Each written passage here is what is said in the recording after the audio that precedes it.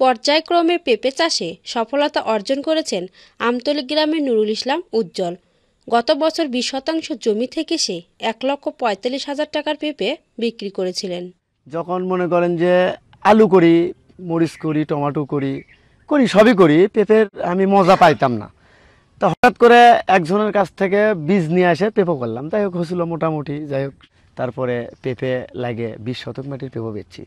20 শতক মাটির পেঁপে বেচছি আমি 1,45,000 টাকা গত বছর বেচে সেই পেঁপের বীজ নিয়ে এবছর আমি তিন বিঘা মাটির পেঁপে লাগাছি।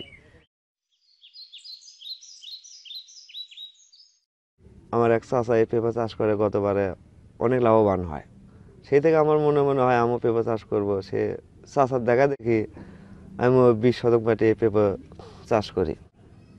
আমাদের এলাকায় এই পেঁপে চাষ অনেক করছে, এই নুরুল ইসলামের দেখা দেখি সবাই মোটামুটি ভালোই করছে।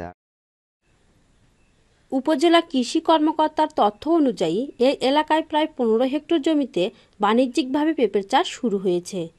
সে গত বছর এই জমিতে পেঁপে চাষ করেছিল এবং প্রায় 1.5 লক্ষ টাকা ইনকাম করেছিল।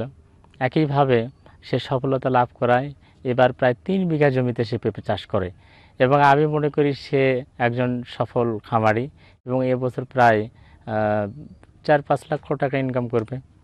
এবং এইটা দেখে আমি নিজেও আসলে আরও কাজে উৎসাহিত হই এবং আশেপাশের ফার্মারদের উৎসাহিত করি এবং এইভাবে প্রায় এই এলাকায় 15 হেক্টর, প্রায় 14 থেকে 15 হেক্টর জমিতে আমার এই ডমর ব্লকে আছে ফার্মাররা এইভাবে পেঁপে চাষ করে থাকে এবং তারা লাভবান।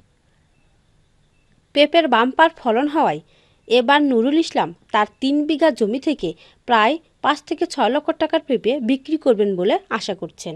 আমি আশা করি ইনশাল্লাহ এবার মনে করেন যে পাইকারেরা যারা কিনেলে বেচবে তারা মনে করেন যে 2.5 লক্ষ থেকে 3 লক্ষ টাকা দাম করতেছে। এবার আমি 3 বিঘা মাটি ম্যাক্সিমাম 5 লক্ষ টাকা বেচবো, আল্লাহ যদি খালি রহমত করে।